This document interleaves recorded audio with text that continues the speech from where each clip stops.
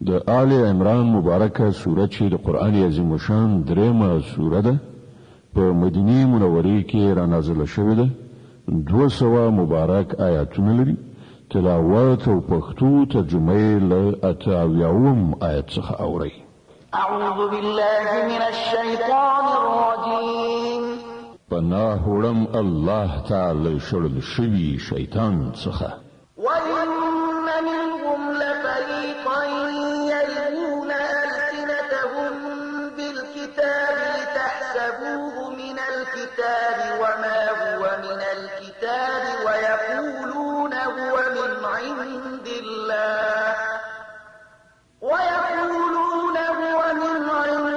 اللَّهِ وَمَا هُوَ مِنْ عِندِ اللَّهِ وَيَقُولُونَ عَلَى اللَّهِ الْكَذِبَ وَهُمْ يَعْلَمُونَ په دوی کې ځینې خلک داسې دي چې د کتاب په لوستلو ژبې داسې اړوي چې تاسو به وایي چې ولي هغه د کتاب عبارت ده په داسې حال کې چې هغه د کتاب عبارت نه وي وی وایي دا چې مونږ ولو دا د خدای له خوا دي په داسې حال کې چې هغه د خدای له خوا نه وي وی له پوهې او ادراک سره د دروغ وینا د خدای لوري ته منسوبوي ما كان لبشر أن يؤتيه الله الكتاب والحكم والنبوة ثم يقول للناس كونوا عبادا لي من دون الله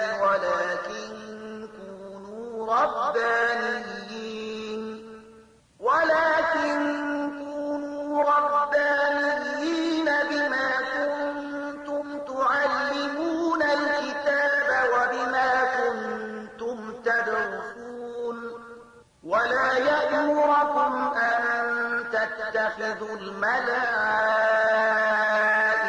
والنبيين أربابا أيأمركم بالكفر بعد إذ أنتم مسلمون د هیڅ انسان دا کار نه دی چې الله هغه ته کتاب فرمان او پیغمبري ورکړي او هغه خلکو ته وایي چې د الله پر ځای تاسو زما بندگان شي هغه به هم دا ورته وایي چې خدای پالون کې شي لکه څنګه چې د دې کتاب غوښتنه ده چې تاسو د هغه زده کړه او ښوونه کوئ هغه به داسې هیڅ کله تاسو ته ونه وایي چې پرښتې یا پیغمبران پر ربوبیت ونیسئ آیا دا کېدای شي چې یو پیغمبر تاسو ته د کفر امر وکړي په هغه وخت کې چې تاسو مسلمان یاست وَإِذْ أَخَذَ اللَّهُ مِيثَاقَ النَّبِيِّينَ لَمَا آتَيْتُكُم مِّن كِتَابٍ وَحِكْمَةٍ ثُمَّ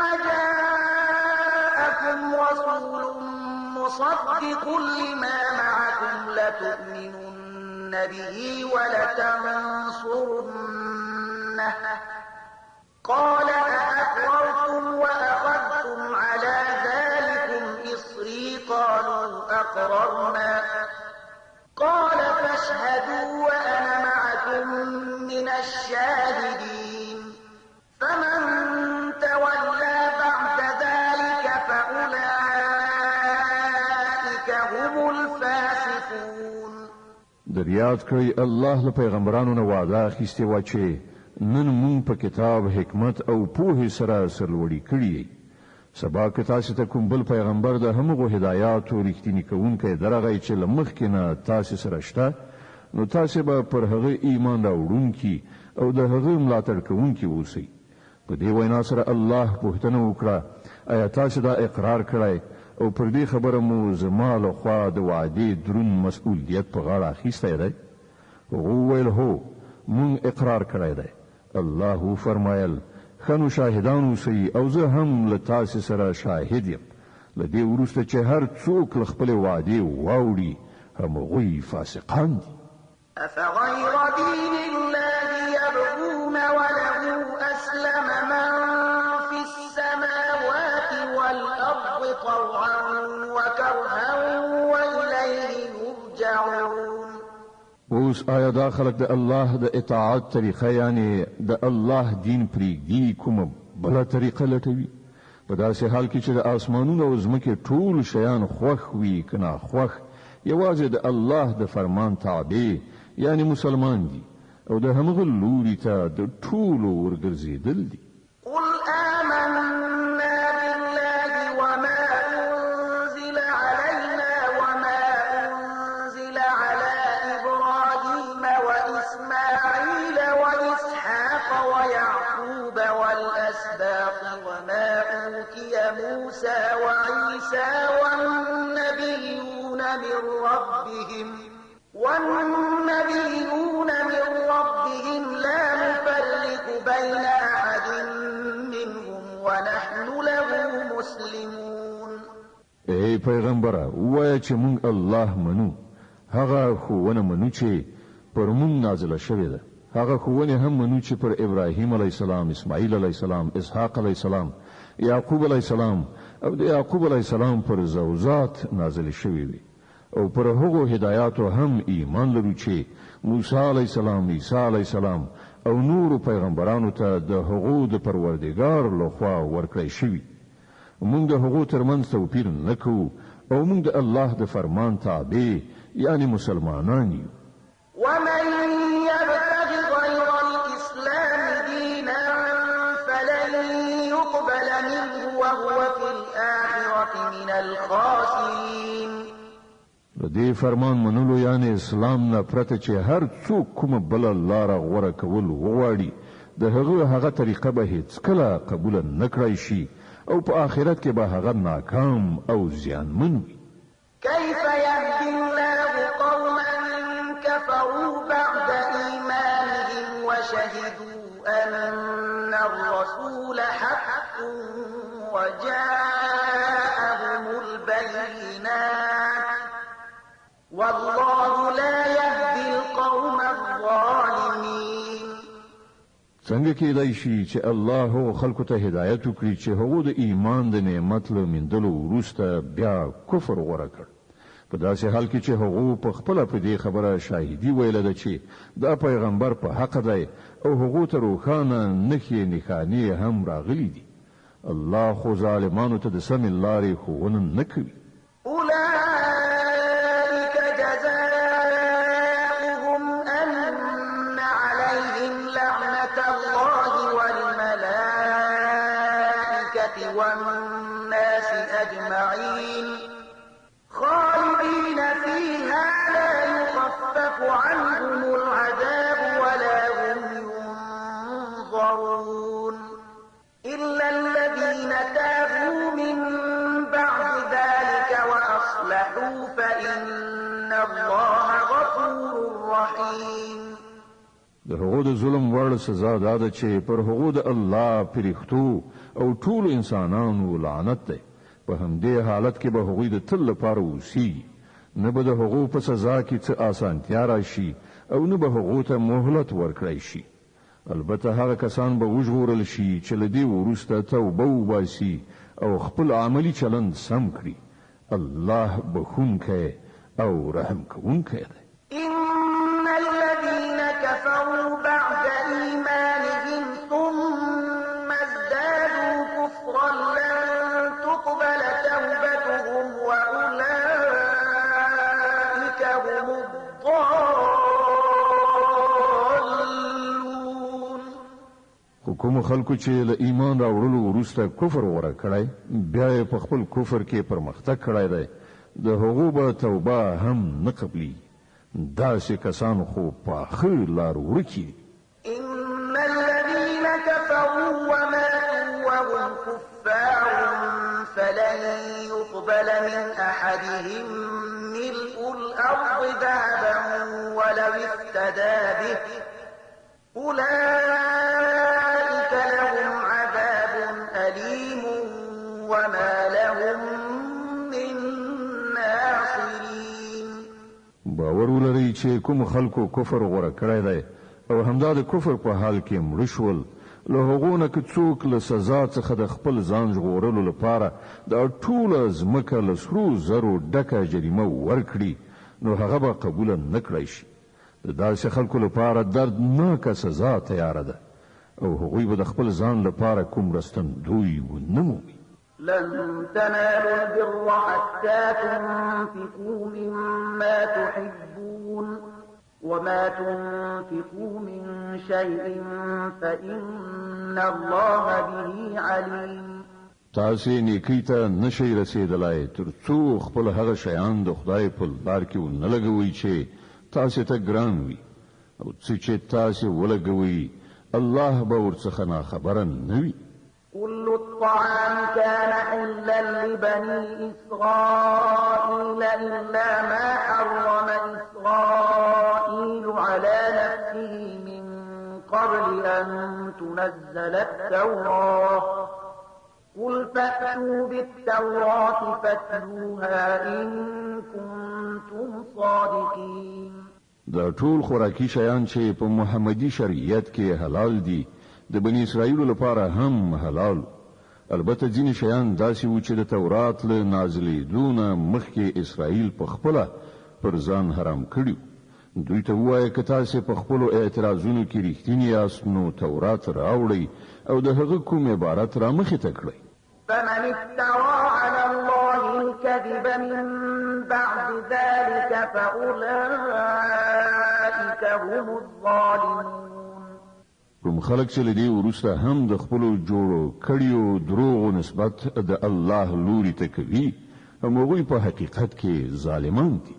قل صدق الله فاتبعوا ملة إبراهيم حنيفا وما كان من المشركين. وای الله چې څه ویلي دي رښتیا ویلي دي. تاسو باید یې ولوري ته مخه کړئ د ابراهیم علی السلام د طریقې پیروي وکړي او ابراهیم علی السلام له مشرکانو څخه نو. ان اول بیت وضع للناس للذي ببكة مباركا وهدى للعالمين. بشکه تر ټولو لوی عبادت ځای چې د انسانانو لپاره ودان شو هغه هم هغه دی چې په مکه کې دی. هغه ته خیر او برکت ورکړ شوی او د ټولو نړیوالو لپاره د هدایت مرکز ګرځول شوی دی. د آل عمران مبارکه سوره چې د قرآن عظیم شان دریمه سوره ده په مدینه منوره کې را نازله شوې ده. 200 مبارک آیاتونه لري. تلاوت او پښتو ترجمه یې له 19 آیت څخه اوري. فيه آيات بينات مقام إبراهيم ومن دخله كان آمنا ولله على الناس حج البيت من استطاع إليه سبيلا ومن كفر فإن الله غني عن العالمين. په هغه کې څرګندې نښانې دي د ابراهیم علی السلام د عبادت ځای دی او هغه ته چې څوک ننوځي په امن شو. پر خلکو د الله دا حق دی چې که څوک هغه کور ته د رسیدو وس لري د هغه حج دی وکړي او که څوک د دې فرمان له عملي کولو نه انکار وکړي نو هغه دې په دې پوه وي چې الله له ټولو نړیوالو څخه بېنیازه دی. قل يا أهل الكتاب لم تكفرون بآيات الله والله شهيد على ما تعملون. وای اهل کتابو تاسو ولې د الله د حکمونو له منلو نه منکرېږئ؟ هر یو حرکت چې تاسو کوي الله مو ویني. قل يا أهل الكتاب لم تصدون عن سبيل الله من آمن تبغونها عوجا وأنتم شهداء وما الله بغافل عما تعملون. وای اهل کتابو دا ستاسو څه چلند دی چې که څوک د الله حکم مني تاسو هغه هم د الله له لارې نه منع کوئ او غواړئ چې هغه دې په کږه لاره لاړ شي. په داسې حال کې چې تاسو په خپله په دې شاهدان یئ چې دا لار سمه ده. ستاسو له کړو وړو څخه الله بې خبره نه دی. يا أيها الذين آمنوا إن تطيعوا فريقا من الذين أوتوا الكتاب يردوكم بعد إيمانكم كافرين. اے مؤمنانو که تاسو د دې اهل کتابو دی وی ډلې خبره ومنئ نو دوی به تاسو له ایمان نه بیرته د کفر لوري ته واړوي. وكيف تكفرون وأنتم تتلى عليكم آيات الله وفيكم رسوله ومن يعتصم بالله فقد هدي إلى صراط مستقيم. ستاسو لپاره د کفر لوري ته د ورتګ اوس څه ځای پاتې دی چې تاسو ته د الله آیاتونه اورول کیږي او ستاسو په منځ کې د هغه رسول موجود دی. څوک چې د الله لمن په کلکه ونیسي هغه به ارون مرو سم لاره ومومي. يا أيها الذين آمنوا اتقوا الله حق تقاته ولا تموتن إلا وأنتم مسلمون. اے مؤمنانو له الله نه داسې وویریږئ لکه څنګه چې له هغه نه د ویریدو حق دی. تاسو ته د مرګ را نشي مګر په داسې حال کې چې مسلمانان اوسئ. واعتصموا بحبل الله جميعا ولا تفرقوا واذكروا نعمة الله عليكم إذ كنتم أعداء فألف بين قلوبكم فأصبحتم بنعمته إخوانا وكنتم على شفا حفرة من النار فأنقذكم منها كذلك يبين الله لكم آياته لعلكم تهتدون. ټول یو ځای شي د الله رسول کلکه ونیسي او تیت پر کېږي من د الله هغه پیژنه در یاد کړئ چې پر تاسو کړی ده. تاسو یو د بل دښمنان وي. هغه تاسو په زړونو کې مینه واچول او د هغه په مهرباني او لورینه تاسو سره ورونه شوي. تاسو دی ویلو اور ډکه کندې پر غاړه ولاړوي. الله تاسو ورڅخه وژغورلې. په دغه شان الله خپل نښانې تاسو ته څرګندوي. په کار ده چې په دغه نښانو سره تاسو ته د خپل ژغورېدنې سم لاره په نظر درشي. ولتكن منكم أمة يدعون إلى الخير ويأمرون بالمعروف وينهون عن المنكر وأولئك هم المفلحون. په تاسو کې باید څه خلک ارومرو داسې وي چې د نیکی لوري ته بلنه وکړي، په خو امر وکړي او له بدو منع وکړي. کوم خلک چې دا کار وکړي هغوی به بریالي شي. ولا تكونوا كالذين تفرقوا واختلفوا من بعد ما جاءهم البينات وأولئك لهم عذاب عظيم.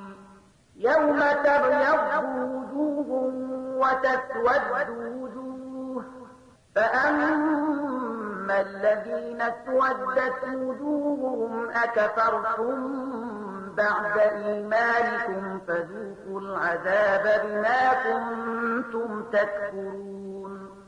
پام کوي تاسو هغو خلکو غوندې نشئ چې په ډلو ویشل شول او له روښانه څرګندو لارښودنو میندلو نه وروسته بیرته په شخړو کې اخته شول. چا چې دا چلند غوره کړی دی هغوی به په هغه ورځ سخته سزا ومومي چې هلته به څه خلک سرخوری وي او څه تور مخي. د چا چې مخونه تور وي هغو ته به وویل شي چې د ایمان د نعمت میندلو وروسته هم تاسې د کفر چلند غوره کړ. خدن اوس د نعمت د ناشکری په بدله کې د عذاب خوند وڅکئ. وأما الذين ابيضت وجوههم ففي رحمة الله هم فيها خالدون. پاتې شول د ځلانده څېرو خاوندان هغوی به د الله د رحمت په غېږ کې ځای ومومي او د تل لپاره به هغوی په همدې حالت کې اوسیږي. تلك آيات الله نتلوها عليك بالحق وما الله يريد ظلما للعالمين. دا د الله لارښودنې دي چې مونږ تا ته سمې صحیح اورو ځکه چې الله پر نړیوالو د تیری کولو څه اراده نه لري. ولله ما في السماوات وما في الأرض وإلى الله ترجع الأمور. د ځمکې او اسمانونو د ټولو شیانو څښتن الله دی او ټول چارې د همدې الله حضور ته وړاندې کیږي. كنتم خير أمة أخرجت للناس تأمرون بالمعروف وتنهون عن المنكر وتؤمنون بالله ولو آمن أهل الكتاب لكان خيرا لهم منهم المؤمنون وأكثرهم الفاسقون. اوس په نړۍ کې هغه غوره ډله تاسې یاست چې د انسانانو د لارښودنې او اصلاح لپاره منځته راوړل شوې ده. تاسې د نیکۍ امر کوئ او پر الله ایمان لرئ. که دغو کتابیانو ایمان راوړی وای نو د همدوی لپاره ښه وه، که څه هم په هغو کې ځینې د ایمان خاوندان شته، خو د دوی زیاتره کسان له فرمان څخه سرغړونکي دي. لن يضروكم إلا أذى وإن يقاتلوكم يولوكم الأدبار ثم لا ينصرون. دوی تاسو ته هیڅ ورانه نشي دراړولای، اله بلا دومره کولای شي چې تنګ مو کړي. که دوی له تاسو سره وجنګيږي نو په مقابله کې به شا درواړوي، بیا به داسې بېوسې وي چې له هیڅ لوري به مرسته ورته ونه رسیږي. ضربت عليهم الذلة أينما تكفوا إلا بحبل من الله وحبل من الناس وباءوا بغضب من الله وضربت عليهم المسكنة ذلك بأنهم كانوا يكفرون بآيات الله ويقتلون الأنبياء بغير حق ذلك بما عصوا وكانوا يعتدون. دوی چې هر چیرته ومندل شي نو ذلت به پر مسلط وي. که چیرته د خدای په وړاندې یا د انسانانو ترڅنګ پناه واخلي دا بیله خبره ده. دوی د الله په قهر اخته شوي دي، په دوی اړتیا او مغلوبیت مسلط کړی شوی دی، او دا هر څه له دې امله شوي دي چې دوی د خدای له آیاتونو څخه منکرېدل او دوی پیغمبران په ناحقه ووژل. دا د دوی د سرغړونې او تیریو عاقبت دی. ليسوا سواء من أهل الكتاب أمة قائمة يتلون آيات الله آناء الليل وهم يسجدون يؤمنون بالله واليوم الآخر ويأمرون بالمعروف وينهون عن المنكر ويسارعون في الخيرات وأولئك من الصالحين. خو ټول اهل کتاب یو شان نه دي، په هغو کې ځینې داسې هم دي چې پر سمه لاره روان دي، د شپې له مخې د الله آیاتونه لولي او د هغه په وړاندې په سجده پریوزي، پر الله او د آخرت په ورځ ایمان لري، له بدیو نه منع کوي او د ښېګڼې په چارو کې بوختېږي. دوی صالحان دي. وما يفعلوا من خير فلن يكفروه والله عليم بالمتقين. او دوی چې هر څه نیکی وکړي د هغې بې قدري به ونشي. الله پرهیزګاران ډېر ښه پیژني. إن الذين كفروا لن تغني عنهم أموالهم ولا أولادهم من الله شيئا وأولئك أصحاب النار هم فيها خالدون. پاتې شول هغه خلک چې هغو د کفر چلند غوره کړی دی، نو د الله په مقابله کې به نه د هغو شتمني څه په درد وخوري نه اولاد. هغوی دوزخ ته ورتونکي دي او په همغه اور کې به د تل لپاره استوګنه لري. مثل ما ينفقون في هذه الحياة الدنيا كمثل ريح فيها صر أصابت حرث قوم ظلموا أنفسهم فأهلكت وما ظلمهم الله ولكن أنفسهم يظلمون. څه شی چې هغوی په خپل دغه دنیوي ژوندانه کې مصرفوي د هغه لګښت مثال د هغه باد په څیر دی چې په هغه کې بړبړ کوي وي او هغه د هغو خلکو په فصلونو والوزي چې هغه خپل پر خپل ځان ظلم کړی دی او هغه تباه او برباد کړي. الله پر هغه ظلم نه دی کړی، په حقیقت کې هغوی خپل پر خپل ځان ظلم کوي. يا أيها الذين آمنوا لا تتخذوا بطانة من دونكم لا يألونكم خبالا ودوا ما عنتم قد بدت البغضاء من أفواههم وما تخفي صدورهم أكبر قد بينا لكم الآيات إن كنتم تعقلون. اے مؤمنانو، د خپل ټولنې له وګړو نه پرته نور سره خپل رازونه مو وایي. هغوی ستاسې د ورکاوي له هیڅ یو فرصت څخه ګټه اخیستل له لاسه نه ورکوي.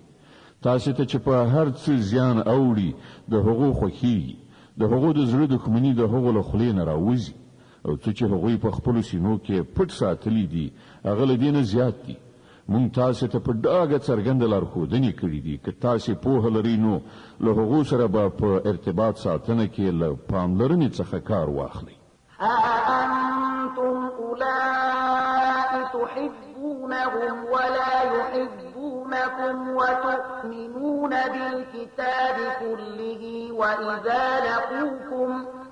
وإذا لقوكم قالوا آمنا وإذا خلوا عضوا عليكم الأنامل من الغيظ قل موتوا بغيظكم إن الله عليم بذات الصدور. تاسو له هغو سره مینه کوئ، هغوی له تاسو سره مینه نه لري، سره له دې چې تاسو ټول آسماني کتابونه منئ. کله چې هغوی له تاسو سره یو ځای کیږي نو وایي چې موږ هم ستاسو پیغمبر او ستاسو کتاب منلی دي، او چې کله درڅخه بیلیږي نو بیا ستاسو پر خلاف له ډیر قهر او غضب نه خپل ګوتې چیچي. هغه ته وایي چې د خپل غصې په تاو کې ومري. الله ان د زړونو په پټو رازونو پوهیږي. إن تمسسكم حسنة تسؤهم وإن تصبكم سيئة يفرحوا بها وإن تصبروا وتتقوا لا يضركم كيدهم شيئا إن الله بما يعملون محيط. که تاسو ته څه ښېګڼه رسیږي نو هغوی خفه کیږي او که پر تاسو څه مصیبت راځي نو دوی خوشحاليږي. خو د هغوی هیڅ دسیسه ستاسو په خلاف اغیزمنه کېدای نشي، په دې شرط چې تاسو له صبر څخه کار واخلئ او له الله څخه د ویریدو سره عمل وکړئ. دوی چې هر څه کوي د الله د علم په چاپیریال کې دي. وإذ غدوت من أهلك تبوئ المؤمنين مقاعد للقتال والله سميع عليم. اے پیغمبره، د مسلمانانو په وړاندې هغه خاطره یاد کړه چې کله د سهار په توره خړه له خپل کور وتلی وي او د احد په میدان کې د مسلمانانو د جګړې لپاره په موضعګانو نیولو معذف کول. الله ټول خبرې اوري او هغه په هر څه خبر دی. إذ هم طائفتان منكم أن تفشلا والله وليهما وعلى الله فليتوكل المؤمنون. یاد کړه هغه وخت چې له تاسو نه دوه ډلې دې ته تیاری شوي وي چې بېزړهتوب وښیي، په داسې حال کې چې الله د هغو د ملاتړ لپاره موجود و او مؤمنان باید یوازې پر الله باندې ډاډ ولري. ولقد نصركم الله ببدر وأنتم أذلة فاتقوا الله لعلكم تشكرون. لدین مخکې د بدر په جګړه کې الله له تاسو سره مرسته کړې و، په داسې حال کې چې په هغه وخت کې تاسو ډیر زیات کمزوري وي. نو اوس پر تاسو دا لازم ده چې د الله له ناشکری ځان وژغورئ هیله ده چې اوس تاسې شکر وباسئ. د آل عمران مبارکه سوره چې د قرآن عظیم الشان دریمه سوره ده په مدینه منورې کې را نازله شوې ده. 200 مبارک آیاتونه لري. تلاوت او پښتو ترجمه یې له 140 آیات څخه اورئ. إذ تقول للمؤمنين ألن يكفيكم أن يمدكم ربكم ب3,000 من الملائكة منزلين. یاد کړه هغه وخت چې تا مؤمنانو ته ویل آیا تاسو ته دا کافي نه ده چې الله د 3,000 پرښتو پر علیګلو د سره مرسته وکړي؟ بلى إن تصبروا وتتقوا ويأتوكم من فورهم هذا يمددكم ربكم ب5,000 من الملائكة مسومين. بشکه که تاسو د زغم په لرلو له الله څخه په ویریدو کار وکړئ نو په کومه شیبه کې چې دښمنان در باندې یرغل وکړي په همغه شیبه کې بس تاسو رب 3,000 نه د 5,000 نښانه دارو پرښتو په وسیله د سره مرسته وکړي. وما جعله الله إلا بشرى لكم ولتطمئن قلوبكم به وما النصر إلا من عند الله العزيز الحكيم ليقطع طرفا من الذين كفروا أو يكبتهم فينقلبوا خائبين. دا خبره الله د دې لپاره درته کړې ده چې تاسو خوشاله شئ او تاسو زړونه ډاډه شي. برلاسي او مرسته هر څه چې دی د هغه الله لخوا دی چې ډیر زور او په لیدونکی دی او دا مرسته به هغه د دې لپاره د سره وکړي ترڅو چې د کفر په لار د تلونکو یو مټ غوڅ کړي یا هغه ته داسې رسوا کوونکې ماته ورکړي چې هغوی ناکام خړسترګي بیرته ستانه شي.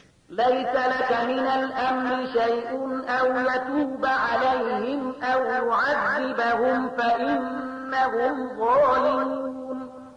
ای پیغمبره د فیصلې په واکمنۍ کې ستاسو برخه نشته. د الله واک دی کې خوښ شي او به بخي که غواړي په سزا به ورسوي ځکه چې هغوی تیری کوونکي دي.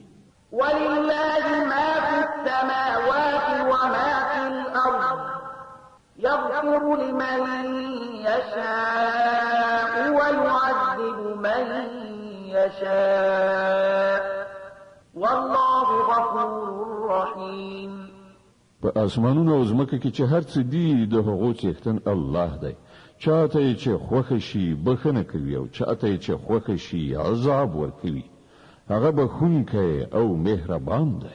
يا أيها الذين آمنوا لا تأكلوا الربا أضعافا مضاعفة واتقوا الله لعلكم تفلحون. ای مؤمنانو دا زیاته او څو چنده سودخوري پرېږدئ او له الله نه وویریږئ هیله ده چې بریالي شئ. واتقوا النار التي أعدت للكافرين وأطيعوا الله والرسول لعلكم ترحمون. له هغه اور نه ځان وژغورئ چې د کافرانو لپاره تیار کړی شوی دی او د الله او رسول حکم ومنئ کیدای شي چې رحم در باندې وشي. وسارعوا إلى مغفرة من ربكم وجنة عرضها السماوات والأرض أعدت للمتقين الذين ينفقون في السراء والضراء والكاظمين الغيظ والعافين عن الناس والله يحب المحسنين. پر هغه لار په منډه منډه وزغلئ چې ستاسو د پروردګار د بخښنې او د هغه د جنت خواته تللې ده چې هغه لکه د ځمکې او اسمانونو په شان پراخ دی او هغه د هغو له خدای ویریدونکو خلکو لپاره تیار کړی شوی دی چې د بیوزلۍ او بډایۍ په دواړو حالتونو کې مال مصرفوي غوسه خوري او د نورو لنډپاري بخي. داسې نیکان خلک د خدای ډیر خوښ دي. والذين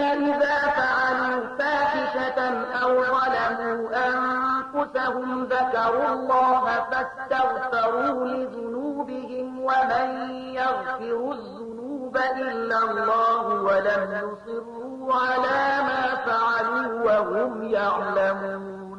او کوم کسان چې داسې دي چې کله کومه د شرم ناروا چاره ورڅخه صادریږي یا کله د کومې ګناه په کولو هغوی پر خپل ځان ظلم کوي نو ورسره جوخت الله وریادیږي او له هغه څخه هغوی د خپل ګناهونو بخښنه غواړي ځکه چې له الله نه پرته بل څوک دی چې ګناهونه وبخلی شي او هغوی د پوهې او ادراک سره په خپلو کړو ورو ټینګار نه کوي. أولئك جزاؤهم مغفرة من ربهم وجنات تجري من تحتها الأنهار خالدين فيها ونعم أجر العاملين.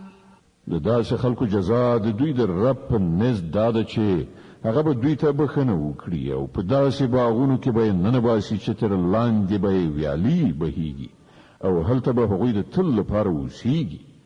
د نیک عمله خلکو لپاره څومره ښه بدله ده. قد خلت من قبلكم سنن فسيروا في الأرض فانظروا كيف كان عاقبة المكذبين.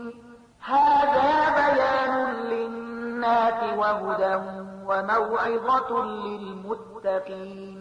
لتاسنه مخکې ډېرې دورې تیرې شوې دي. په ځمکه کې وګرځئ را وګرځئ وګورئ چې هغه خلک له څه عاقبت سره مخامخ شول چې هغوی د الله حکمونو او لارښودنو ته د دروغو نسبتونه وکړل. دا د خلکو لپاره ډنګ پیلې تنبیه ده او له الله نه ویریدونکو ته هدایت او نصیحت ده. ولا تهنوا ولا تحزنوا وأنتم الأعلون إن كنتم مؤمنين. بیزړه کېږه مه اندېښمن کېږه مه همدا تاسې برلاسي یاست که تاسې مؤمنان اوسئ. إن يمسسكم قرح فقد مس القوم قرح مثله وتلك الأيام نداولها بين الناس وليعلم الله الذين آمنوا ويتخذ منكم شهداء والله لا يحب الظالمين وليمحص الله الذين آمنوا ويمحق الكافرين. اوس که تاسې ټپي شوي نو له دې نه مخکې ستاسې دښمنه ډله همداسې ټپیان شوي دي. دا د زمانې خوږې ترخې دي چې مونږ یې د خلکو ترمنځ اړوو رااړوو. پر تاسې دا مرحله ځکه راوستل شوه چې الله دا کتنه غوښتله چې په تاسې کې رښتیني مؤمنان څوک دي او د هغو خلکو چاڼول یعنی بیلول غوښتل چې په واقعي توګه د رښتینولۍ شاهدان وي ځکه چې ظالمان د الله نه خوښیږي او هغه د دې ازموینې په وسیله د مؤمنانو په ځانګړې توګه بیلول او د کافرانو ځپل غوښتل. أم حسبتم أن تدخلوا الجنة ولما يعلم الله الذين جاهدوا منكم ويعلم الصابرين ولقد كنتم تمنون الموت من قبل أن تلقوه فقد رأيتموه وأنتم تنظرون. آیا تاسې دا ګڼلې ده چې همداسې به جنت ته لاړ شئ په داسې حال کې چې لا تر اوسه پورې الله دا نه دي لیدلي یعنی دا ازمایښت نه دی کړی چې په تاسې کې څوک هغه خلک دي چې د هغه په لار کې جهاد کوونکي او صبر کوونکي دي. تاسې خو د مرګ هیلې کولې خو دا د هغه وخت خبره ده چې مرګ سره مخامخ شوي نه وئ. دا د اوس ورسره مخامخ شوئ او تاسې هغه په سترګو ولید. وما محمد إلا رسول قد خلت من قبله الرسل أفإن مات أو قتل انقلبتم على أعقابكم ومن ينقلب على عقبيه فلن يضر الله شيئا وسيجزي الله الشاكرين. محمد صلی الله علیه وسلم نور څه نه دی مګر صرف یو پیغمبر دی. له هغه نه مخکې نور پیغمبران هم تیر شوي دي. نو که هغه عمري یا ووژل شي نو تاسې به په خپلو پوندو په شا ګرځئ. په یاد لرئ څوک چې په شا واوړي هغه به الله ته هیڅ زیان ونه رسوي البته څوک چې د الله شکر ایستونکي بندگان شي هغوی ته به الله د دې بدله ورکړي وما كان لنفس أن تموت إلا بإذن الله كتابا مؤجلا ومن يرد ثواب الدنيا نؤته منها ومن يرد ثواب الآخرة نؤته منها وسنجزي الشاكرين هیڅ ساکښ د الله له حکم نه پرته نشي مړ کېدی د مرګ نیټه لیکل شوې ده څوک چې د دنیا د ثواب په اراده کار وکړي هغه ته به مونږ له هم دې دنیا نه ورکړو او څوک چې د آخرت په اراده کار وکړي هغه به د آخرت ثواب ومومي او شکر ایستونکو ته به مونږ ارومرو د هغو جزا ورکړو وكأين من نبي قاتل معه ربيون كثير فما وهنوا لما أصابهم في سبيل الله وما ضعفوا وما استكانوا والله يحب الصابرين لدينا مخکې ډیر پیغمبران داسې تیر شوي دي چې د هغو په ملګرتیا کې ډیر خدای پالونکي وجنګېدل د خدای په لار کې چې کوم غمونه پر هغو راغلل هغوی پرې زړه ماتي نشول هغوی کمزوري ښکاره نه کړه هغوی د باطل په وړاندې سرکوزي نشول الله هم داسې صبر کوونکي خوښوي وما كان قولهم إلا أن قالوا ربنا اغفر لنا ذنوبنا وإسرافنا في أمرنا وثبت أقدامنا وانصرنا على القوم الكافرين د هغو دعا صرف دا و چې ای زمون پروردګار زمون خطاوي او ګناوي راوبخه زمون په کار کې که ستاله حدودونه څه تیرای شوی وي هغه معاف کړه زمون قدمونه محکم کړه او پر کافرانو زمون د برلاسي لپاره را سره مرسته وکړه فآتاهم الله ثواب الدنيا وحسن ثواب الآخرة والله يحب المحسنين په پای کې الله هغه ته د دنیا ثواب هم ورکړ او له هغه نه غوره ثواب په آخرت کې هم ور په برخه کړ د الله هم داراز نیک عمل کسان خوښيږي يا أيها الذين آمنوا إن تطيعوا الذين كفروا يردوكم على أعقابكم فتنقلبوا خاسرين بل الله مولاكم وهو خير الناصرين ای مؤمنان که تاسو د هغو خلکو په خوخه لاړ شئ چې هغو کفر غوړه کړای دی نو هغوی به تاسو بیرته په شا وړوي او تاسو به ناکام شئ د هغو خبرې غلطې دي حقیقت دا دی چې الله ستاسو ملاتړ او مرستندوی دی او هغه ډیر ښه مددگار دی سنلقي في قلوب الذين كفروا الرعب بما أشركوا بالله ما لم ينزل به سلطانا ومأواهم النار وبئس مثوى الظالمين هغه وخت ډیر ژر راتلونکی دی چې موږ د حق نه منونکو په زړونو کې ویره وغورځو ځکه چې هغه الله سره په خدایي کې هغه څه شریک انګیرلي دي چې د هغو په برخوالي الله کوم سند نه دی نازل کړی د هغو وروستی استوګنځی دوزخ دی او ډیر بد دی هغه استوګنځی چې هغو ظالمانو ته به ور په برخه وي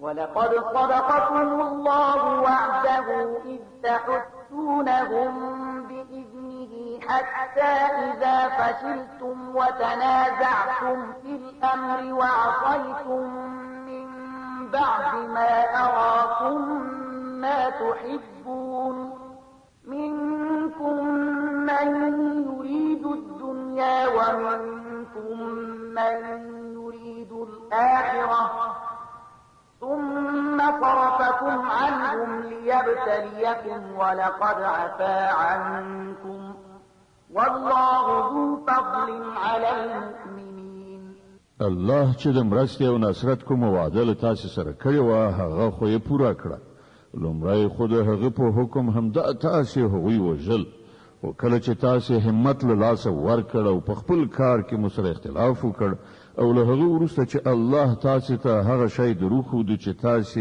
په مینه کې راګیر وي یعنی د ولجې مالونه تاسو د خپل مشر له امر څخه غاړه وغړوله د دې لپاره چې له تاسو څخه ځینې خلک د دنیا غوښتونکي او ځینو د آخرت هیله لرله نو الله تاسو د کافرانو په مقابله کې په شا وتمبولی ترڅو چې پر تاسو ازمایښت وکړي او حق دا ده چې الله بیا هم تاسو ته معافي وکړه او الله پر مؤمنانو د فضل خاوند دی تصعدون ولا تلوون على أحد والرسول يدعوكم في أخراكم فأثابكم غما بغم لكي لا تحزنوا على ما فاتكم ولا ما أصابكم والله خبير بما تعملون د پزړه کړی هغه وخت چې تاسو په تیښته ځغلېدئ هیڅ چاته مو بیرته د کتلو قدر پام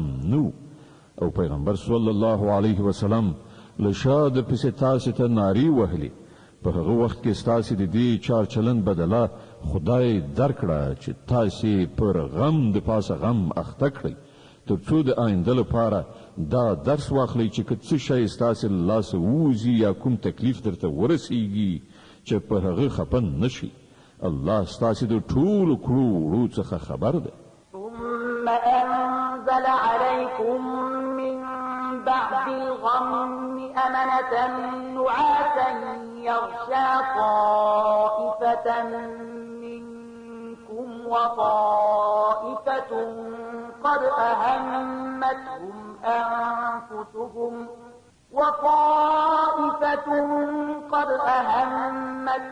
أنفسهم يظنون بالله غير الحق ظن الجاهلية يقولون هل لنا من الأمر من شيء قل إن الأمر كله لله يخفون في أنفسهم ما لا يبدون لك يقولون لو كان لنا من الأمر شيء ما قتلنا هاهنا قل لو كنتم في بيوتكم لبرز الذين كتب عليهم القتل إلى مضاجعهم وليبتلي الله ما في صدوركم وليمحص ما في قلوبكم والله عليم بذات الصدور لدې کړهونو وروسته بیا هم الله له تاسو څخه پر ځینو کسانو یو داسې د ډاډین غوندې حالت راوست چې هغوی پریشانۍ یې وړل یو بله ډله چې هغې ته یوازې همدا خپلې ګټې ارزښت درلود د الله په باب رنګارنګ جاهلانه انګېرنې کولې چې له سر تر پایه د حق پر خلاف وي دا خلک اوس وایي چې د دې کار په سرته رسولو کې زموږ هم څه برخه شته دوی ته ووایه د هیڅ چا پکې هیڅ برخه نشته د دې کار ټولې واکمنۍ د الله په لاس کې دي په اصل کې چې دې خلکو کومې خبرې په زړونو کې پټې ساتلې دي هغه تاته نه څرګندوي د دوی اصلي هدف دا دی چې که د مشرتابه په واکمنیو کې زموږ څه برخه وای نو دلته به نه وژل کېدو دوی ته ووایي چې که تاسې په خپلو کورونو کې هم وای نو د کومو کسانو چې مرګ لیکل شوی وو هغوی په خپله د خپل وژل کېدو ځایونو ته راوتل او دا پیښه چې وشوه دا د دې لپاره وه چې کوم شی چې ستاسې په سینو کې پټ دی الله هغه وازموي او ستاسې په زړونو کې چې کوم خیره دی هغه را برسیره کړي الله د زړونو په حال ډېر ښه پوهیږي إن الذين تولوا منكم يوم التقى الجمعان إنما استزلهم الشيطان ببعض ما كسبوا ولقد عفى الله عنهم إن الله غفور حليم لتاسې نه کوم خلکو چې د مقابلې په ورځ شا اړولې وه د هغو د دې تېروتلو سبب دا و چې د هغو د ځینو کمزوریو له امله شیطان د هغو پښې ښویولې وي الله هغو ته بښنه وکړه الله ډېر تېرېدونکی او د زغم څښتن دی يا أيها الذين آمنوا لا تكونوا كالذين كفروا وقالوا لإخوانهم إخوانهم إذا ضربوا في الأرض أو كانوا غزا لو كانوا عندنا ما ماتوا وما قتلوا ليجعل الله ذلك حسرة في قلوبهم والله يحيي ويميت والله بما تعملون بصير. ای مؤمنانو، کافرانو غوندې خبرې مکوئ چې که د هغو دوستان او خپلوان کله کوم سفر ته ځي یا په جګړه کې برخه اخلي او هلته له کومې پیښې سره لاس او ګریوان کیږي، نو هغوی وایي چې که هغوی له موږ سره وایي نو نه به مړه شوي او نه به وژل شوي وو. الله دا ډول خبرې د هغو په زړونو کې د غم او افسوس وسیله ګرځوي.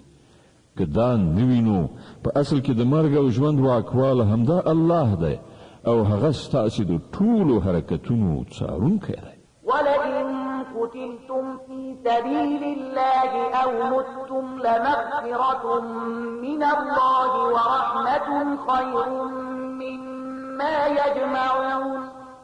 که تاسې د الله په لار کې ووژل شئ یا ومرئ، نو ستاسې په باب د الله راتلونکی رحمت او بخښنه د هغو ټولو شیانو څخه ډېره غوره ده چې دا خلک یې راغونډوي.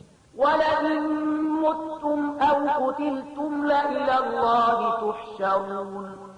او که تاسې ومرئ یا ووژل شئ، په هر حال ستاسې د ټولو ورتګ د همدې الله لوري ته دی. فبما رحمة من الله لنت لهم ولو كنت فظا غليظ القلب لانفضوا من حولك فاعف عنهم واستغفر لهم وشاورهم في الأمر فإذا عزمت فتوكل على الله إن الله يحب المتوكلين. ای پیغمبره، دا د الله لوی رحمت دی چې ته د دې خلکو لپاره ډیر نرم خویه جوړ شوی. که داسې نه وای او ته توند خویه او سخت زړه وای، نو دا ټول به ستا له شاوخوا نه خواره شوي وو. د دوی خطاوې وبخښه، د دوی لپاره بخښنه وغواړه او هغوی سره هم په خپلو کارونو کې مشوره کوه. بیا چې ستا اراده پر کومه رایه ټینګه شي، نو پر الله توکل وکړه. د الله هغه خلق خوښیږي چې د همغه په ډاډې نه کار کوي. إن ينصركم الله فلا غالب لكم وإن يخذلكم فمن ذا الذي ينصركم من بعده وعلى الله فليتوكل المؤمنون. که الله مو مرستندوی وي، نو هیڅ قوت در باندې برلاس کېدی نشي. او که هغه تاسې پرېږدي، نو بیا له هغه وروسته څوک دی چې ستاسې مرسته وکړای شي؟ نو څوک چې رښتیني مؤمنان دي، هغوی دې یوازې پر الله توکل وکړي. وما كان لنبي أن يغل ومن يغل يأت بما غل يوم القيامة ثم توفى كل نفس ما كسبت وهم لا يظلمون. دا د هیڅ یو پیغمبر کار نشي کېدای چې هغه خیانت وکړي، او هر څوک چې خیانت وکړي هغه به خپل ټول خیانت سره د قیامت په ورځ حاضر شي.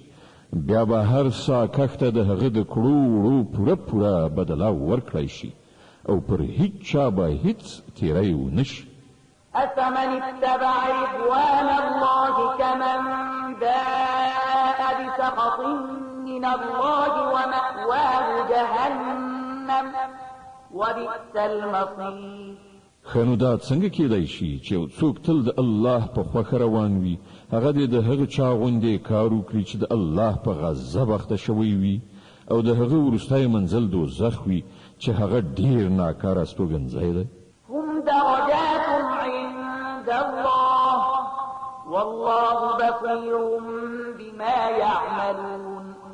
د الله په وړاندې په دې دواړو ډوله خلکو کې په درجو توپیر دی او الله د ټولو د عملونو لیدونکی دی. لقد من الله على المؤمنين إذ بعث فيهم رسولا من أنفسهم يتلو عليهم آياته ويزكيهم ويعلمهم الكتاب والحكمة وإن كانوا من قبل لفي ضلال مبين. په حقیقت کې خو الله پر مؤمنانو باندې دا ډیره لویه لورینه کړې ده چې په هغو کې په خپل له هغو نه یو داسې پیغمبر را پورته کړ چې د هغه آیاتونه ورته اوري، د هغو ژوند ستر کوي او هغو ته د کتاب او پوهې ښوونه کوي، په داسې حال کې چې له دین مخکې همدا خلک په څرګنده ګمراهۍ کې غورځېدلي وو. أولما أصابتهم مصيبة قد أصبتم مثليها قلتم أن هذا قل هو من عند أنفسكم إن الله على كل شيء قدير. او دا تاسو څه کوئ چې کله په کوم کړه وخت شي نو په دې خبرو خلو پرانیزي چې دا مصیبت له کوم لوري راغی؟ په داسې حال کې چې د بدر په جګړه کې ستاسو لاسونو د دې دوه چنده مصیبت دښمنۍ ډلې ته رسولی دی. ای پیغمبره دوی ته ووایه دا مصیبت په خپله ستاسو لخوا منځته راوړل شوی دی. الله پر هر څه برلاس دی. وما أصابكم يوم التقى الجمعان فبإذن الله وليعلم الذين نافقوا وقيل لهم تعالوا قاتلوا في سبيل الله أو ادفعوا قالوا لو نعلم قتالا لاتبعناكم هم للكفر يومئذ أقرب منهم للإيمان يقولون بأفواههم ما ليس في قلوبهم والله أعلم بما يكتمون. کوم تاوان چې د جګړې په ورځ تاسو ته ورسید هغه د الله په حکم او د دې لپاره و چې الله وګوري په تاسو کې مؤمنان څوک دي او منافقان څوک دي. هغه منافقان چې کله هغه ته ویل شول راشي د الله په لار کې وجنګيږي یا لکتر لګه ل خپل خار نه قدر دفاع وکړي نو ویل کوم په هدايه چې نن به جګړه کیږي نو موږ به اروم مرو در سره تللی وای. کله چې هغه دا خبره کوله په هغه وخت کې هغه له ایمان نه کفر ته ډیر نږدې وو. هغه په خپل خلو هغه څه وایي چې د هغه په زړونو کې نه وي او هغه چې هغه په زړونو کې پټوي الله پرې خپوهي. الذين قالوا لإخوانهم وقعدوا لو أطاعونا ما قتلوا قل فادرءوا عن أنفسكم الموت إن كنتم صادقين. دا همغه خلک دي چې په خپل خو کېناستل او د هغو ورونه خلک چې وجنګېدل او وژل شول د هغو په باب ویل چې که هغو زمون خبره منلې وای نه به وژل شوي. دوی ته وایي چې که تاسو په خپل دغه خبره کې ریښتینی یاست نو چې کله مو خپل مرګ راشي هغه وځنډوئ. ولا تحسبن الذين قتلوا في سبيل الله أمواتا بل أحياء عند ربهم يرزقون فرحين بما آتاهم الله من فضله ويستبشرون بالذين لم يلحقوا بهم من خلفهم ألا خوف عليهم ولا هم يحزنون. کوم کسان چې د الله په لار کې وجل شوي دي هغوی مړه مګنئ. هغوی خو په حقیقت کې ژوندي دي د خپل رب په وړاندې روزي مومي. ته چې الله د خپل لورینې له مخې هغو ته ورکړي دي پر هغه خوښ او سوکاله دي او ډاډه دي چې کوم مؤمنان چې له هغو وروسته په نړۍ کې پاتې دي او لا تر اوسه پورې هلته نه دي رسېدلي د هغو لپاره هم څه ویره او کړاو نشته. يستبشرون بنعمة من الله وفضل وأن الله لا يضيع أجر المؤمنين. هغوی د الله په لورینه او د هغه په مهربانۍ خوشاله او سوکاله دي او هغو ته څرګنده شوې ده چې الله د مؤمنانو اجر نه ضایع کوي. الذين استجابوا لله والرسول من بعد ما أصابهم القرح للذين أحسنوا منهم واتقوا أجر عظيم. کوم کسانو چې له ټپي کېدو وروسته هم د الله او د رسول بلنې ته لبیک وویل په هغو کې چې کوم خلک نیکوکاران او پرهیزګاران دي د هغو لپاره ستر اجر دی. الذين قال لهم الناس إن الناس قد جمعوا لكم فاخشوهم فزادهم إيمانا وقالوا حسبنا الله ونعم الوكيل. او هغه کسان چې خلکو ورته وویل چې ستاسو پر خلاف لوی لښکرې راغونډې شوي دي له هغو نه وویریږئ د دې په اورېدو یې نور هم ایمان پیاوړی شو او هغو ځواب ورکړ چې زموږ لپاره خدای کافي دی او همغه ډېر ښه کار جوړونکی دی. فانقلبوا بنعمة من الله وفضل لم يمسسهم سوء واتبعوا رضوان الله والله ذو فضل عظيم. په پای کې هغوی د الله تعالی له نعمت او لورینې سره بیرته ستانه شول. هغوی ته هیڅ راز زیان هم ونه رسید او د الله د خوښې سره سم تګ کولو مرتبه یې هم وموندله. الله ډېر ستر لورونکی دی.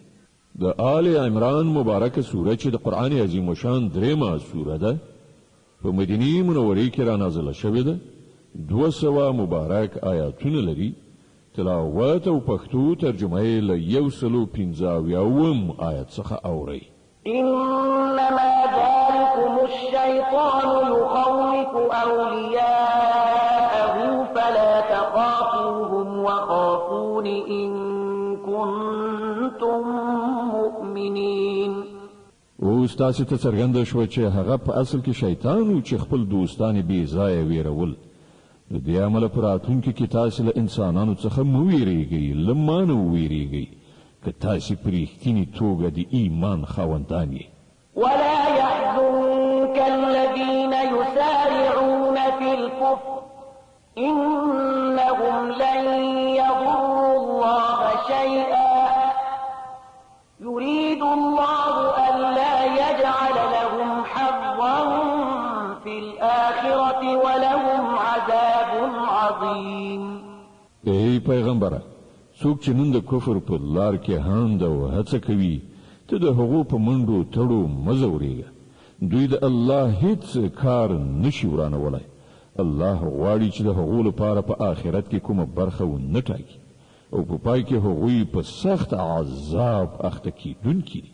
إن الذين اشتروا الكفر بالإيمان لن يضروا الله شيئا ولهم عذاب أليم. کوم خلکو چې د ایمان په بدل کې کفر اخیستی دی هغوی په باوري توګه الله ته هیڅ زیان نشي اړولی. د هغو لپاره دردناک عذاب تیار دی. ولا يحسبن الذين كفروا أنما نملي لهم خير لأنفسهم إنما نملي لهم ليزدادوا إثما ولهم عذاب مهين. دا مهلت چې موږ هغو ته ورکوو کافران دي دا د ځان لپاره غوره نه ګڼي. موږ خو هغو ته د دې لپاره مهلت ورکوو چې دوی د ګناه دروند پیټی وتړي. بیا د هغو لپاره سخته سپکوونکې سزا ده. ما كان الله ليذر المؤمنين على ما أنتم عليه حتى يميز الخبيث من الطيب وما كان الله ليطلعكم على الغيب ولكن الله يجتبي من رسله من يشاء فآمنوا بالله ورسله وإن تؤمنوا وتتقوا فلكم أجر عظيم. الله با مؤمنان په دې حالت کې هیڅکله پرې نږدي چې تاسې اوس پکې یاست. هغه به سپېڅلي خلک له ناپاکو خلکو څخه بیل کړي. خو د الله داسې عادت نه دی چې تاسې پر غیبو خبر کړي. د پټو خبرو د ښودنې لپاره چې د هغه له خپلو رسولانو څخه چاته خوښه شي ټاکي. له دې امله د پټو چارو په باب پر الله او پیغمبر ایمان ولرئ. که تاسې د ایمان او له خدایه د ویرېدو چلند غوره کړئ نو تاسې ته به لوی اجر در په برخه شي. ولا يحسبن الذين يبخلون بما آتاهم الله من فضله هو خيرا لهم بل هو شر لهم سيطوقون ما بخلوا به يوم القيامة ولله ميراث السماوات والأرض والله بما تعملون خبير. کوم خلکو ته چې الله له خپل فضل نه ورکړه کړې ده او بیا هغوی د بخیلۍ نه کار واخلي، هغوی دې دا نه ګڼي چې دا بخیلي د هغو لپاره ګټوره ده. نه، دا د هغو لپاره ډیره بده ده. څه شی چې هغوی په خپله شومتیا راغونډوي همغه به د قیامت په ورځ د هغو د غاړې طوق شي. د ځمکې او آسمانونو میراث یوازې د الله دی او تاسې چې څه کوئ الله پرې خبر دی.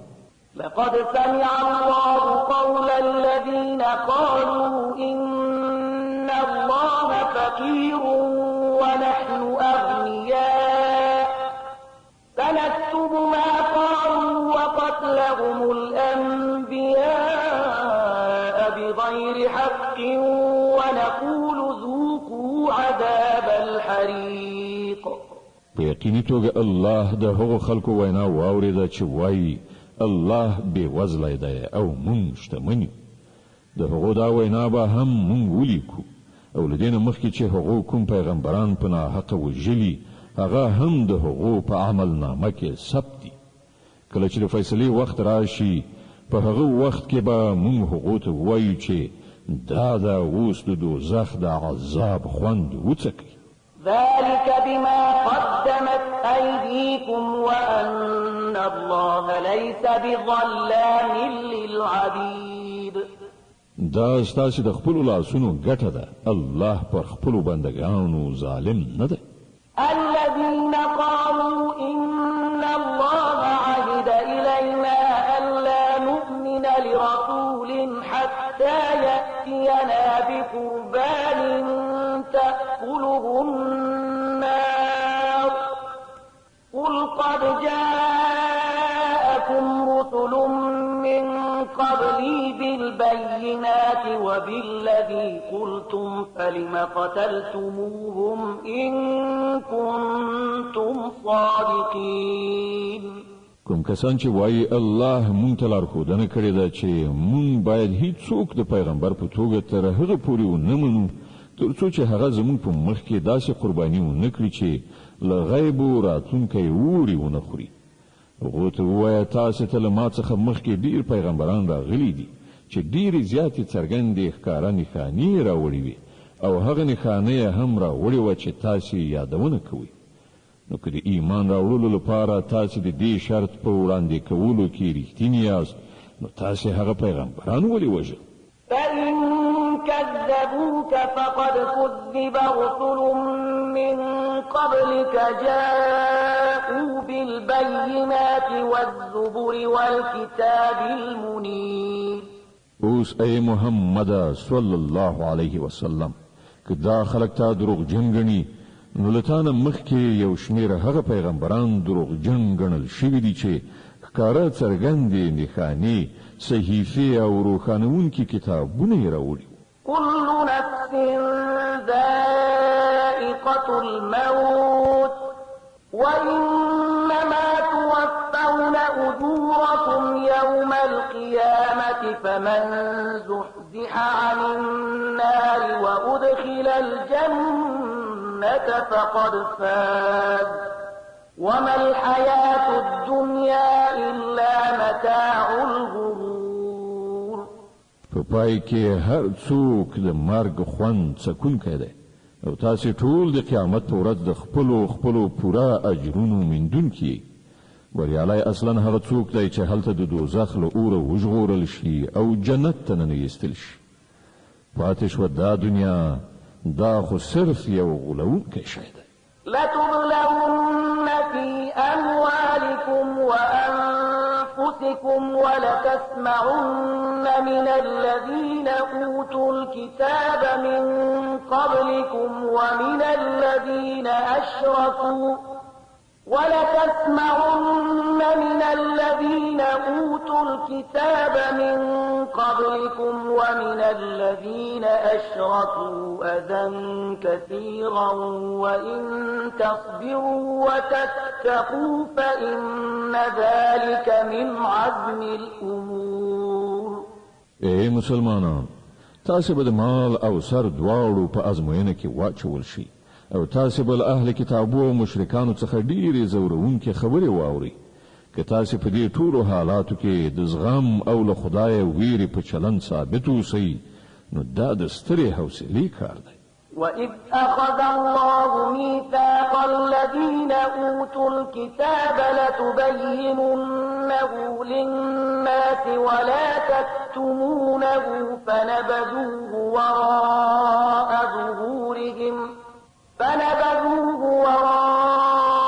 ظُهُورِهِمْ وَاشْتَرَوْا بِهِ ثَمَنًا قَلِيلًا فَبِئْسَ مَا يَشْتَرُونَ.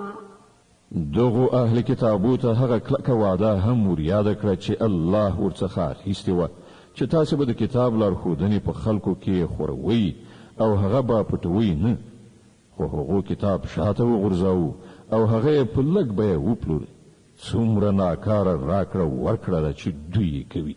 لا تحسبن الذين يفرحون بما أتوا ويحبون أن يحمدوا بما لم يفعلوا فلا تحسبنهم بمفازة من العذاب ولهم عذاب أليم. تاسو هغه خلق له عذاب نه خوندي مانګيري چې په خپلو کړو خوشاله دي او هیلمن دي په داسې چارو کې ستاینه وشي چې په واقع کې هغوی نه دي کړي. په حقیقت کې د هغو لپاره دردناکه سزا تیار ده. ولله ملك السماوات والأرض والله على كل شيء قدير.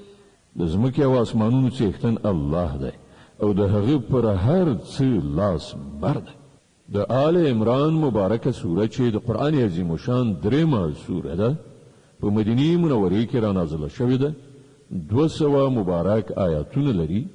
تلاوت او پښتو ترجمه یې له 190 آیت څخه اوري.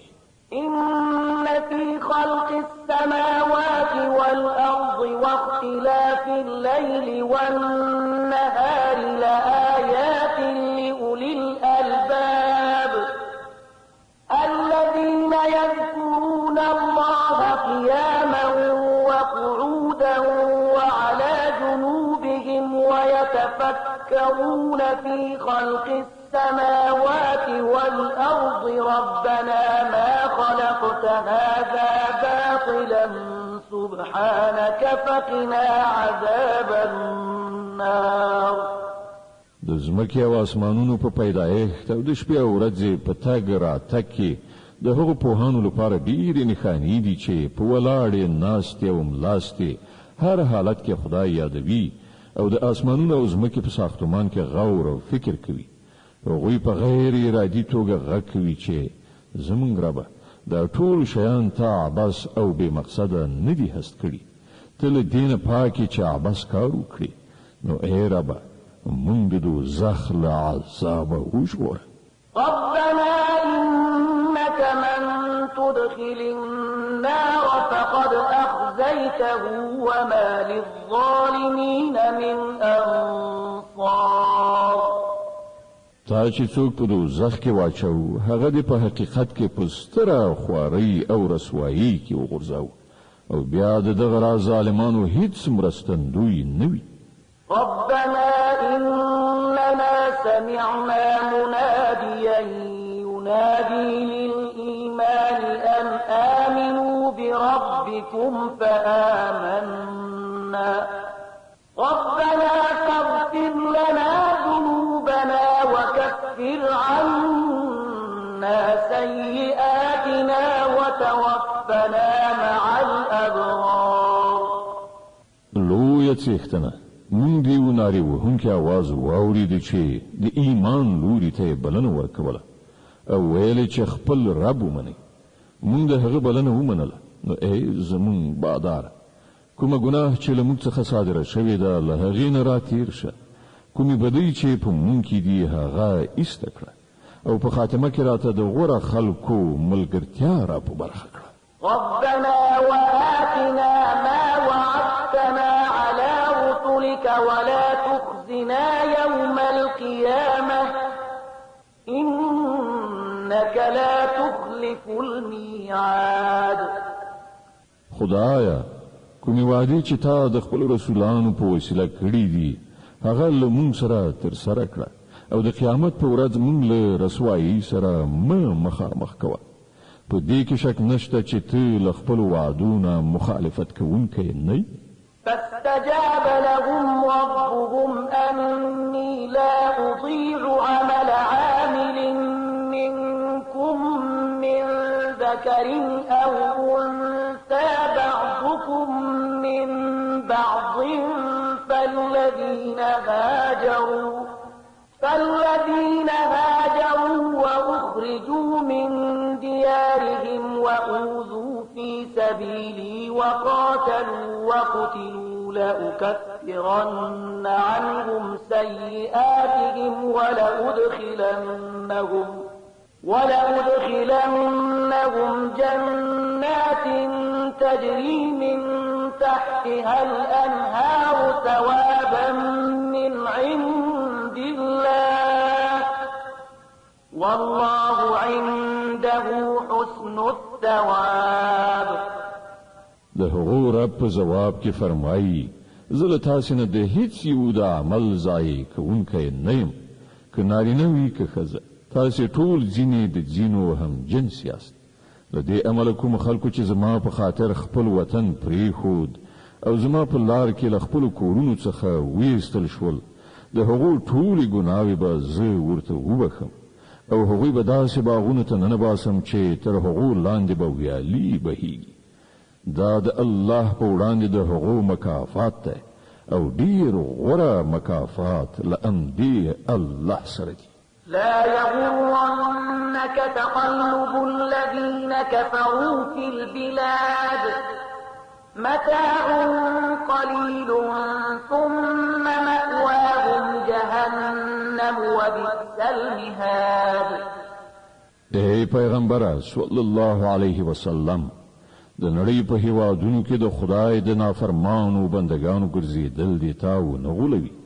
دا صرف د څو ورځني ژوند لږ غوندې خوند دی، بیا به دوی ټول دوزخ ته لاړ شي چې ډیر بد استوګنځی دی.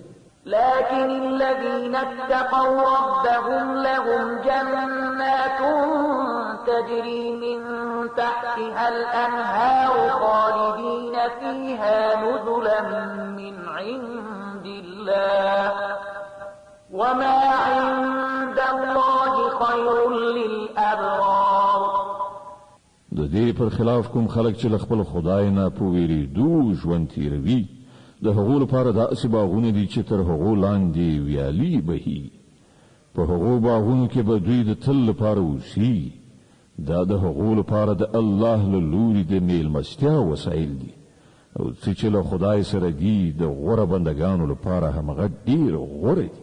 وإن من أهل الكتاب لمن يؤمن بالله وما أنزل إليكم وما أنزل إليهم خاشعين لله لا يشترون بآيات الله ثمنا قليلا أولئك لهم أجرهم عند ربهم إن الله سريع الحساب. په اهل کتابو کې هم څه کسان داسې شته چې الله مني، پر هغه کتاب ایمان راوړي چې تاسو ته لیږل شوی دی، او پر هغه کتاب هم ایمان لري چې له دینه مخکې په خپله هغو ته لیږل شوی و. د الله په وړاندې سرونه ښکته دي، او د الله آیتونه په لږ غوندې بیه نه پلوري. د هغو مکافات د هغو له پروردګار سره دي، او د الله حساب اخیستنه ځنډیږي نه. يا أيها الذين آمنوا اصبروا وصابروا ورابطوا واتقوا الله لعلكم تفلحون. ای مؤمنان، لزغم نه کار واخلئ، د باطل پرستانو په مقابله کې میړانه وښیي، د حق د خدمت لپاره ملا ټینګه وتړئ او له الله نه ویریدونکي اوسئ. هیله ده چې بری ومومئ. د النساء مبارکه سوره چې په مدینه منوره کې را نازله شوې ده 106 مبارکې آیې لري. تاسې تلاوت او پښتو ترجمه له لومړي آیت څخه اورئ. بسم الله الرحمن الرحیم.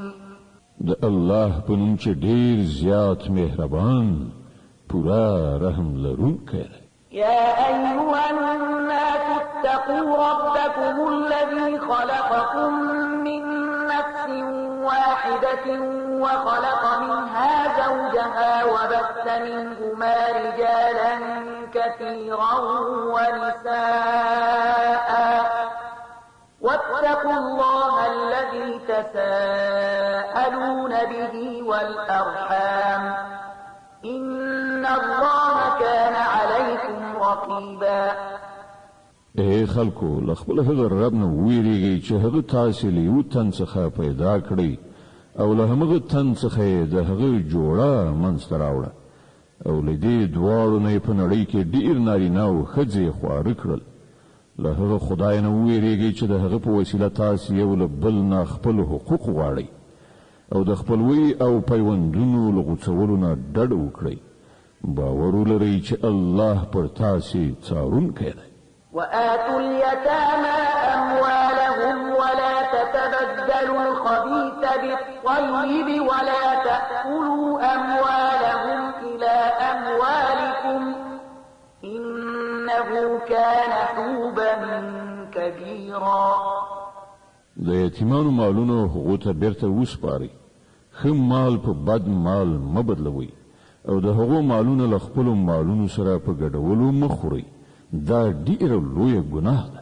وإن خفتم ألا تقسطوا في اليتامى فانكحوا ما طاب لكم من النساء مثنى وثلاث ورباع فإن خفتم ألا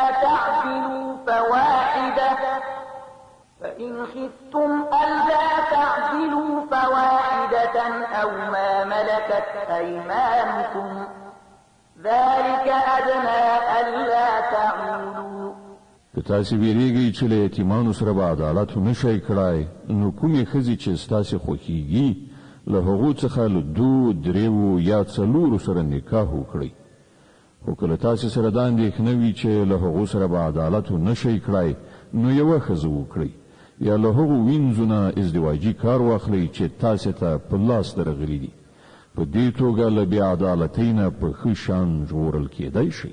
وآتوا النساء صدقاتهن نحلة فإن طبن لكم عن شيء منه نفسا فكلوه هنيئا مريئا.